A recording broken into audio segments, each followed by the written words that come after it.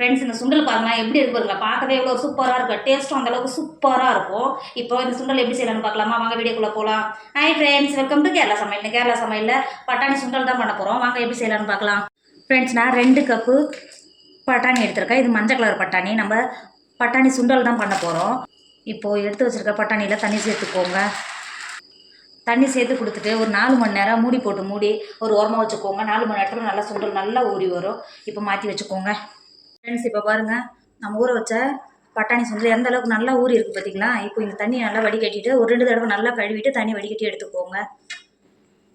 இப்போ பாருங்கள், நல்லா வடிகட்டி தண்ணியை நல்லா கழுவிட்டு நல்லா வடிகட்டி எடுத்துட்டோம்.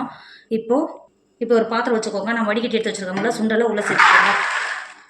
சேர்த்து கொடுத்துட்டு அது கூடவே 1 டேபிள் ஸ்பூன் உப்பு சேர்த்துக்கோங்க. நம்ம சுண்டல் வேவிக்கும் போதே உப்பு சேர்த்து வேவிச்சா நல்லா பிடிக்கும். சேர்த்து நல்லா வெந்து வந்துடும். இப்போ நல்லா கடலை முங்குற அளவுக்கு தண்ணி சேர்த்துக்கோங்க. உங்களுக்கு இந்த அளவுக்கு தெரியலன்னா 2 கப்பு தண்ணி சேர்த்துக்கோங்க. பார்த்தீங்களா, இந்த அளவுக்கு போதும். சேர்த்து கொடுத்துட்டு மூடி போட்டு மூடி நல்லா வேக வச்சுக்கோங்க. ஃப்ரெண்ட்ஸ், இப்போ பாருங்கள், சுண்டல் எந்த அளவுக்கு நல்லா வெந்து வந்துருக்கு பார்த்தீங்களா? இப்போ இறக்கிக்கோங்க. இறக்கிட்டு இந்த தண்ணியை மட்டும் நல்லா வடிகட்டி எடுத்துக்கோங்க. நம்ம தேங்காய் பால்லாம் வடிகட்டும் பார்த்தீங்களா? அந்த பாத்திரத்தில் தான் ஊற்றி நல்லா தண்ணி எந்த அளவுக்கு நல்லா வடிச்சிருக்கு பாருங்கள்.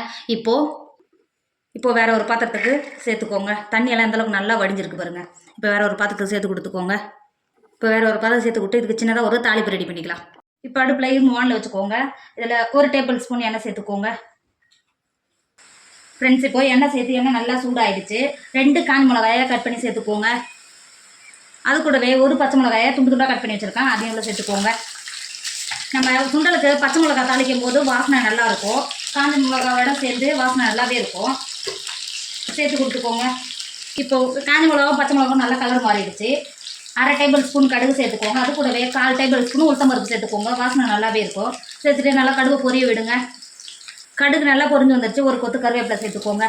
சேர்த்துட்டு இப்போ இதை இறக்கிக்கோங்க. வேவிச்சு மாற்றி வச்சுருக்கிறோம்ல கடலையில் சுண்டலில் உள்ள சேர்த்துக்கோங்க. சேர்த்து கொடுத்துட்டு நம்ம தாளிக்கும் போதே பச்சை மிளகா வாசனை அவ்வளோ ஒரு சூப்பராக இருக்கும். எனக்கு ரொம்ப ரொம்ப பிடிக்கும். இப்போ அது கூடவே 3 டேபிள் ஸ்பூன் நல்லா துருவி வச்சுருக்கேன் தேங்காய் உள்ள சேர்த்துக்கோங்க. தேங்காவோட சேர்த்து சாப்பிடும்போது இதோட டேஸ்ட்டு பல மடங்கு இருக்கும். சேர்த்துக்கோங்க. சேர்த்துட்டு நல்லா கலந்து கொடுத்துக்கோங்க.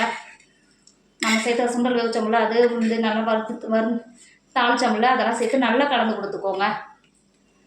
இப்போ பாருங்கள், பார்க்கவே எவ்வளோ ஒரு சூப்பராக இருக்குது பார்த்தீங்களா? டேஸ்ட்டும் அவ்வளோ ஒரு சூப்பராக இருக்கும். இப்போ பாருங்கள், கம்ம வாசனையோட நம்ம பட்டாணி சுண்டல் சூப்பராக ரெடி ஆகிடுச்சு. இதோட டேஸ்ட்டும் அந்த அளவுக்கு சூப்பராக இருக்கும். கண்டிப்பாக நீங்களும் ட்ரை பண்ணுங்கள். உடம்புக்கு ரொம்ப ரொம்ப ஹெல்த்தியானது. குட்டீஸ்லேருந்து பெரியவங்க வரையும் விரும்பி சாப்பிடுவாங்க. கண்டிப்பாக நீங்களும் ட்ரை பண்ணுங்கள். என்னோட வீடியோ உங்களுக்கு பிடிச்சிருந்தா உங்கள் ஃப்ரெண்டு உங்கள் ஃபேமிலிக்கு ஷேர் பண்ணுங்கள். மறக்காமல் கேரளா சமையலை சப்ஸ்கிரைப் பண்ணிக்கோங்க. தேங்க்யூ.